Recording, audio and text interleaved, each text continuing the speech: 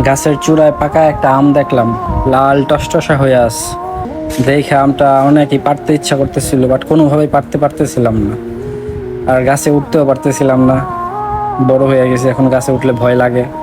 তো কিভাবে আমটা পারবো অনেক চেষ্টা করতেছি, ঢিল দিয়ে ঢিল মারতেছি, অনেকবারই চেষ্টা করার পরও পারলাম না আমটা পারতে। তারপরও কিন্তু আমি হাল ছাড়ি নাই। তো হঠাৎ আমার ওয়াইফ আসছে, আয়সা বলতেছে, না এত চূড়ায় পারতে পারবো না, এটা সম্ভব না কোনোভাবেই। তারপরও আমি চেষ্টা করে যাচ্ছি।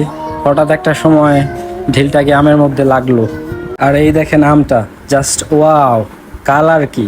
ও মাই গড! এত চেষ্টার পরে হাতে পাইলাম, কতই না ঢিল মারলাম, বাট পারলাম না। তো কোনো কিছু শুরু করার আগে অবশ্যই নিজের ইচ্ছা শক্তি ধরে রাখতে হবে। আপনার ইচ্ছা শক্তি যদি ঠিক থাকে আর লক্ষ্য যদি ঠিক থাকে, তাহলে অবশ্যই আপনি শেষ ফলাফলটাও ভালোই পাবেন। একটা কথাই বলবো আমি পরিশেষে, কোনো কিছুতে হাল ছেড়ে দেবেন না। হাল ছেড়ে দিলেন তো হেরে গেলেন। যত কষ্টই হোক না কেন, চেষ্টা করবেন হালটা ধরে রাখার।